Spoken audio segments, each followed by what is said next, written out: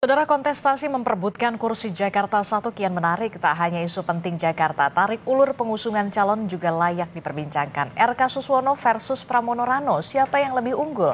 Apa saja sebenarnya faktor masing-masing partai politik akhirnya mengusung keduanya? Kita akan ulas bersama dengan sejumlah narasumber yang sudah hadir ke studio. Sudah ada peneliti Saiful Mujani Research and Consulting atau SMRC. Sudah ada Bung Saidiman Ahmad. Selamat pagi, Assalamualaikum. Selamat pagi, Mbak. Ya, kemudian juga ada melalui sambungan Zoom, ada politisi dari PDI Perjuangan, sudah ada Mas Aryo Seno Bagaskoro. Selamat pagi, Mas Seno. Pagi Mbak Adisti. Kemudian juga ada politisi Partai Golkar, sudah ada Bung Dev Laksono. Selamat pagi, Bung Dev. Selamat pagi, gimana kabarnya? Ya baik, ini kita semua terkejut ya di hari kedua kemarin gitu ya. Akhirnya nama yang tidak pernah beredar, tidak ada dalam radar khususnya tokoh yang diusung akhirnya di maju Pilgub Jakarta dari PDI Perjuangan adalah sosok Mas Pramono Anung gitu ya, yang kita tahu merupakan politisi senior dari PDI Perjuangan tapi juga orang dekat dari lingkaran kabinet dari Presiden Jokowi dan juga Ma'ruf Amin. Apa yang sebenarnya menjadi pertimbangan Bu Mega, Mas Seno, akhirnya memajukan sosok nama Pramono Anung ketimbang Ahok ataupun Anies Baswedan? Ya, sebenarnya cukup panjang ya pertimbangan terkait dengan Jakarta dan beberapa provinsi lain. Bahkan masih ada Jawa Timur dan Jawa Barat, provinsi-provinsi yang sangat besar secara populasi, yang ini masih belum kami daftarkan ke KPU sampai hari ini. Sehingga memang daerah-daerah super prioritas seperti ini memang sengaja kami tunggu agar semua masukan dari kader dapat diolah dengan baik sebelum akhirnya sampai ke keputusan. Jakarta kita tahu tetap menjadi epicentrum politik. Meskipun nanti secara status juga akan berpindah, tidak lagi menjadi ibu kota, artinya harus ada atensi khusus dalam menghadapi persoalan-persoalan di Jakarta dari sosok-sosok pemimpin yang mampu menyelesaikan persoalan teknis birokratis. Tapi begini Mas Seno, apa yang membuat Bu Mega ini percaya betul terhadap sosok Pramono Anung untuk bisa memenangkan Pilgub khususnya di Jakarta ini? Apa yang membuat Bu Mega nggak percaya dengan Mas Pram? Buat saya, Mas Pram ini hadir di partai sebagai sekjen, itu di masa yang sangat sulit pada waktu itu, di tengah konsolidasi demokrasi pasca reformasi di tahun 2000-an. Beliau pernah menjadi pimpinan lembaga legislatif di DPR RI, dan mengesahkan berbagai macam undang-undang di era kita menata fondasi awal reformasi kita pasca terjadi peristiwa 98 di tahun 2000-an. Sehingga Mas Pram hadir di partai pada waktu itu di masa yang tidak mudah. Dan prosesnya sudah sangat panjang disampaikan Mas Pram kan dalam pertemuan dengan kawan-kawan media kemarin pagi. Bahwa sudah lebih dari 25 tahun, 27 tahun Mas Pram itu bersama dengan Bu Mega. Artinya sudah bondingnya terjalin erat, panjang ceritanya. Dan beliau memang kalau bicara tentang kepemimpinan teruji di berbagai wilayah Medan.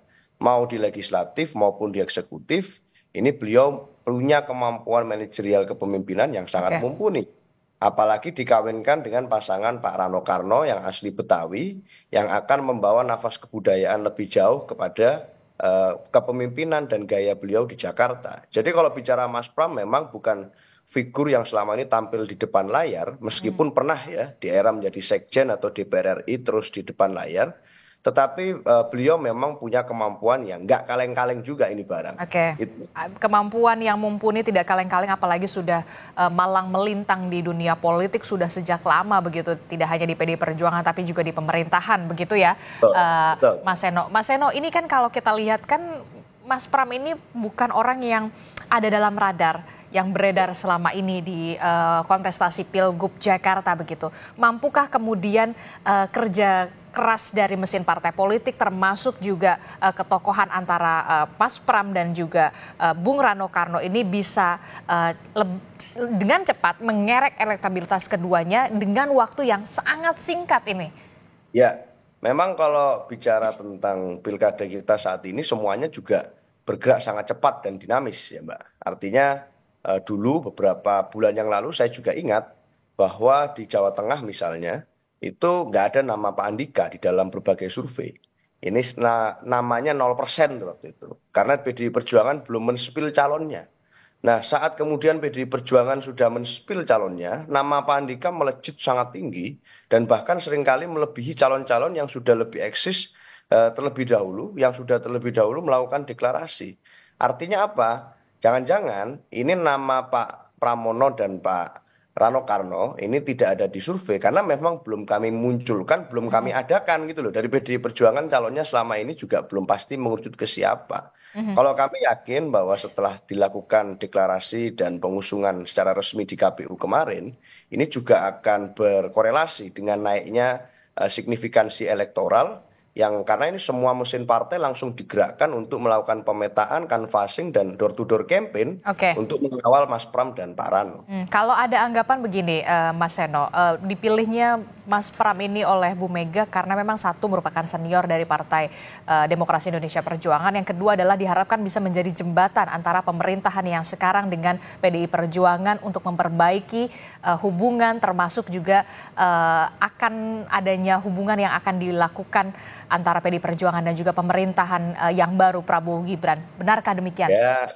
kita tidak sedang ingin main jembatan-jembatanan. Artinya pilkada ini ya untuk menang dan kita berkepentingan untuk memajukan figur-figur terbaik. Dan memang kalau kita melihat kan misalnya trennya adalah ya memberikan kesempatan kepada kader-kader senior. Kebetulan banyak kader senior partai yang secara berjenjang berproses. Oke. Itu yang para penugasannya saat ini ada bertugas di kabinet. Contohnya kalau di Jawa Timur jangan-jangan kader perempuan yang seorang menteri juga yang nanti akan kita daftarkan. Bu Risma maksud Anda?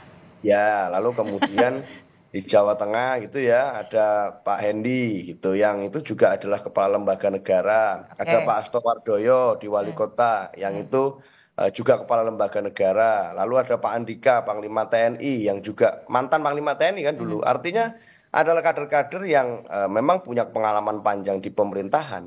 Yang kebetulan pemerintahan itu 10 tahun yang lalu kita yang usung. Jadi memang tahapan proses kaderisasi itu begitu. Oke, Ya, baik. tidak ada urusannya sama jembatan-jembatanan. Oke, baik. Saya ke Bung Dev. Bung Dev, menyangka nggak ternyata Ya. PDI Perjuangan mengusung nama yang tidak pernah ada dalam radar, yang beredar begitu ya, ternyata ada nama Pramono dan juga Rano Karno begitu. Anda menilai Koalisi Indonesia Maju ini merupakan lawan yang sepadan nggak untuk RK dan juga Suswono untuk bertarung bersama-sama di Pilgub Jakarta nanti, Bung Dev? Ya, kedua nama tersebut, Pak Pramono dan Pak Rano Karno, itu saya kenal baik, saya tahu kemampuan dan kapabilitas kedua tokoh tersebut. Itu yang tadi Pak Seno sampaikan, ini bukan tokoh kaleng-kaleng, ini memang tokoh negarawan yang tulen, yang benar-benar memahami roda pemerintahan dan juga benar-benar memahami program dan juga keberlanjutan pemerintahan ke depannya. Jadi lawan yang diberikan ini bukan lawan sembarangan dan ini kita apresiasi. Dan juga di dalam setiap kontestasi politik itu tidak boleh kita menganggap bahwa lawan itu wah ini gampang ini, wah ini jauh di bawah kita ini, atau kita menganggap wah aduh susah nih, berat nih, nggak, jangan. Dalam setiap kontestasi politik itu kita harus menganggap bahwa kita bisa dan kita mampu, dan ini yang menjadi pedoman juga di dalam setiap langkah kita itu untuk menentukan langkah ke depannya, dalam menentukan strategi ke depannya, dan juga sekarang yang perlu kita fokuskan itu adalah bagaimana kita ini melakukan sosialisasi secara masif dengan waktunya kan nggak panjang ya, waktunya kan sebenarnya hanya pendek, hanya sekitar 2 bulanan lah, hanya sekitar September, Oktober dan sebagian dari November sebelum kita masuk ke pemilihannya tanggal 27. Nah jadi waktu yang singkat ini sebaiknya daripada kita sibuk-sibuk menakar di luar, lebih baik kita terus mengkonsolidasi internal, terus memanfaatkan seluruh struktur yang kita miliki dan jaringan yang kita punya untuk mencapai kemenangan yang optimal tersebut. Oke, jadi jangan menganggap enteng, tapi juga jangan kemudian menganggap ini lawan terlalu berat begitu ya. Yang penting kerja keras dari mesin partai politik dan juga dari sosok ketokohannya RK dan juga Suswono. Tapi yang kemudian menjadi pertanyaan saya adalah begini, sosok RK ini kan identik sekali dengan Jawa Barat begitu, karena beliau sempat menjadi wali kota, gubernur gitu ya. Walaupun memang wakilnya ada Suswono dari PKS begitu. Tapi yang kemudian disandingkan bersama Mas Pram di koalisi sebelah begitu ya. Itu adalah nama Rano Karno, sosok Rano Karno yang identik sekali dengan Jakarta. Bagaimana Anda melihat apakah ini menjadi persaingan yang sulit sekali atau bagaimana? Ya, seperti saya bilang ya, persaingan itu semua memiliki kesempatan yang sama. Sekarang tinggal bagaimana kita meyakinkan masyarakat DKI. Kalau kita ingat dulu waktu Presiden Jokowi maju di 2012 melawan Pak Foke, semua orang menganggap bahwa itu tidak mungkin, sulit. Pak Foke menggunakan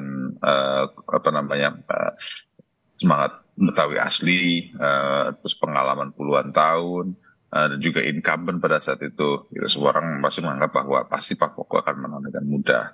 Nah, tapi yang terjadi Pak Jokowi menang di 2012. Jadi masyarakat DKI itu masyarakat yang sangat kritis terhadap perubahan, masyarakat yang sangat adaptif terhadap pergantian akan roda kepemimpinan. Selama itu mereka lihat bahwa ini yang lebih baik, ini yang mampu, inilah yang paling tepat untuk memimpin DKI ke depan. Jadi sekarang yang perlu kita kerjakan adalah terus meyakinkan masyarakat bahwa Bang Emil dengan Pak Suswono adalah pilihan yang terbaik untuk masyarakat Jakarta. Oke, dan Anda mengharapkan pasangan dari RK ini, Pak Suswono ini bisa mendongkrak elektoral dari nama Ridwan Kamil dan juga Suswono, khususnya untuk di Jakarta sendiri, begitu ya? Karena PKS satu paket yang saling mengingat, yang saling mendongkrak lah, saling melengkapi, itu yang utama.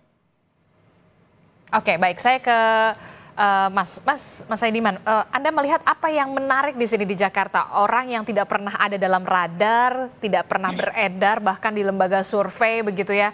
Kita tahu ada nama RK, Ahok, kemudian ada nama Anies Baswedan, begitu, bahkan Anies juga sempat bertemu juga dengan Bung Rano, begitu. Akhirnya kemudian PDI Perjuangan memilih nama Pramono Anung. Anda melihat fenomena semacam apa untuk di Jakarta ini? Iya, saya kira memang menarik ya. Jakarta ini kan pada dasarnya adalah wilayah dengan penduduk yang relatif lebih kritis, terdidik, akses informasi lebih baik dibanding daerah lain. Karena itu sebetulnya masyarakat Jakarta ini pertimbangan utama di dalam memilih itu kita bisa pakai pendekatan ekonomi politik. Jadi faktor penilaian publik terhadap kinerja pemerintahan sebelumnya itu sangat penting di dalam arah dukungan publik di Jakarta. Persoalannya sekarang yang menarik adalah tidak ada dari dua pasangan ini yang merupakan incumbent. Ada dua incumbent yang sebelumnya, ada Anies Baswedan, ada Basuki Cahayapurnama yang sangat populer di kalangan masyarakat Jakarta. Approval rating Pak Anies Baswedan terakhir itu sekitar 70%. Pak Ahok dulu juga di atas 70% gitu. Jadi sangat diapresiasi kinerjanya, tetapi dua sosok ini justru tidak maju. Dan dua inilah yang biasanya di dalam survei-survei yang kami lakukan itu selalu di atas, teratas, dua teratas. Anies Baswedan, kemudian Basuki Cahayapurnama, lalu kemudian ada RK ya. Ada apa ini? Ini yang jadi pertanyaan. Nah, ini yang menarik. Ada apa ini? Nah, menurut saya karena tidak ada incumbent, ya kalau ada incumbent maka mungkin faktor ekonomi politik, faktor approval rating mungkin berpengaruh. Karena tidak ada ini maka kemungkinan kita bisa melihat faktor lain yang bisa mempengaruhi publik, yaitu faktor sosiologis misalnya. Nah, menurut saya hadirnya Pramono Anung dan Rano Karno ini sebetulnya dari faktor sosiologis ini cukup menarik sebetulnya. Ini mewakili etnisitas Jawa dan Betawi. Yang dimana dua komponen atau dua etnisitas di Jakarta ini yang tertinggi. Jawa dan Betawi itu kalau kita gabung sekitar 64%. Mungkin itu yang tadi bisa menjawab pertanyaan kenapa dulu Pak Jokowi tiba-tiba datang gitu dari Solo. Dan diterima, dapat dukungan yang sangat kuat, bahkan menang. Karena di sini komposisi penduduk Jakarta sebetulnya terbanyak Jawa, lalu kemudian Betawi. Lalu kemudian Sunda itu hanya sekitar 14%. Nah, dari sisi, kalau kita lihat dari sisi ini, kalau ini benar-benar penting di dalam pilkada nanti, maka peluang Pramono Anung dan Rano Karno sebetulnya cukup besar. Walaupun sekarang, karena memang belum muncul namanya sebelumnya, itu tidak muncul di dalam survei. Nah, itu dia pertanyaan saya selanjutnya. Bisa nggak sih, ada nggak sih pernah sejarahnya nama yang belum pernah ada dalam survei, tidak pernah banyak beredar di dalam radar partai politik dan juga publik, ternyata bisa menang? Ada nggak sejarahnya? Kalau yang benar-benar tidak muncul ya mungkin saya harus cari lagi. Tetapi saya melihat bahwa ada potensi itu. Kenapa? Karena masyarakat Jakarta ini terdidik dan relatif kritis. Kita misalnya kalau berkaca pada pilkada sebelumnya 2017 dari 3 calon yang maju itu kan ada perubahan yang cukup signifikan ketika ketiga calon waktu itu muncul di publik mengemukakan platformnya, tawaran kebijakan, berdebat dan seterusnya, itu kemudian berubah. Dari yang sebelumnya Pak AHY lebih di atas, lalu kemudian berubah menjadi Ahok, kemudian Anies pada akhirnya menang. Jadi ada pergeseran ketika publik disuguhkan fakta-fakta, tawaran kebijakan, platform kebijakan dan seterusnya. Itu yang kemudian cepat sekali berubah warga Jakarta. Jadi saya menduga walaupun pasangan dari PDI Perjuangan ini belum muncul di survei, tetapi saya menduga ketika mulai kampanye, ketika publik disuguhkan tawaran-tawaran kebijakan yang real dari pasangan itu, saya kira sangat potensi untuk kemudian namanya muncul, bahkan bisa dominan juga. Kalau kita lihat tadi aspek sosiologis, selain itu juga ada aspek psikologis, faktor ideologi. Kita tahu bahwa Jakarta ini selain basisnya kelompok-kelompok partai-partai Islam juga basisnya partai-partai nasionalis. Sejak lama kita tahu bahwa PDI Perjuangan sekarang adalah pemenang kedua di Jakarta. Setelah PKS. Ya, setelah PKS. Bahkan sebelumnya PDI Perjuangan juga sempat menang di Jakarta. Jadi ini juga basisnya PDIP sebetulnya selain basisnya Partai Keadilan Sejahtera. Oke, kalau kita lihat begitu ya, soal berbicara soal tadi aspek sosiologis, ideologis juga ya, kemudian menjadi salah satu mungkin jadi bahan pertimbangan pemilihan formasi-formasi nama ini sampai akhirnya kemarin mendaftarkan diri ke KPU. Tapi kemudian yang jadi pertanyaan saya adalah begini, formasi Cawagup seberapa signifikankah bisa mendongkrak nantinya elektoral dari pasangan Pramono Anung dan juga Rano Karno. Kalau kita lihat Rano Karno memang sudah identik lah ya, Sidul, anak Betawi begitu kan, paling enggak ada one step begitu ya di depan begitu. Bagaimana dengan nama RK Suswono? Benarkah sosok Suswono juga bisa mendongkrak elektoral dari RK untuk bisa mendapatkan penerimaan yang baik juga dari di wilayah Jakarta begitu, karena kita tahu Suswono ini berdasarkan dari PKS merupakan partai pemenang di Jakarta. Ya. Saya kira dalam posisi di mana kompetisi berlangsung secara ketat, posisi wakil gubernur itu menjadi penting gitu ya. Saya melihat bahwa ditempatkannya Suswono mendampingi Ridwan Kamil, saya kira untuk menutupi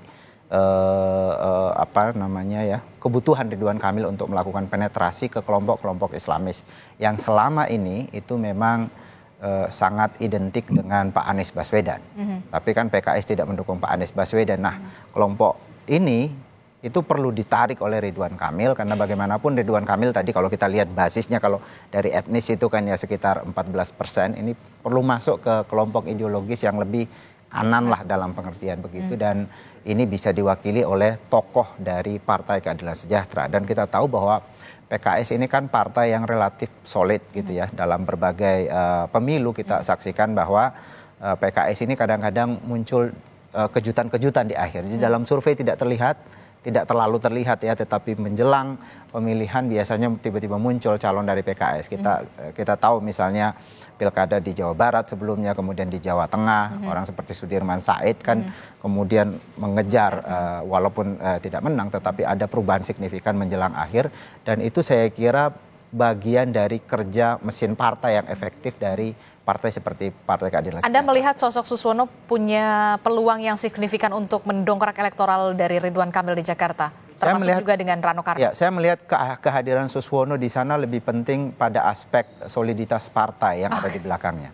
Sementara Rano Karno saya kira memang ini juga sosok yang paling penting karena ia mewakili etnis yang sangat besar di Jakarta dan sangat identik dengan Jakarta, Rano Karno itu. Sehingga saya kira ini kombinasi yang cukup menarik ya antara kelompok nasionalis dan kemudian Rano Karno yang juga dari PDI Perjuangan tetapi lebih mewakili kultur, salah satu kultur terbesar di Jakarta. Oke, tapi yang juga jadi pertanyaan saya begitu ya, mengapa pada saat Pilgub Jakarta ini belum ada sosok yang mewakili anak muda gitu ya. Kenapa juga tidak jadi bahan pertimbangan dari Koalisi Indonesia Maju maupun dari Koalisi PDI Perjuangan untuk memajukan nama muda, karena kita tahu pemilih muda di Jakarta itu kritis, realistis gitu ya, dan apa yang menjadi pertimbangan dan bagaimana mengambil hati para pemilih muda di Jakarta yang begitu kritis. Jangan dijawab dulu Mas Dev dan juga Mas Seno, kita akan jeda dulu. Usai jeda kita akan kembali di Sapa Indonesia Pagi.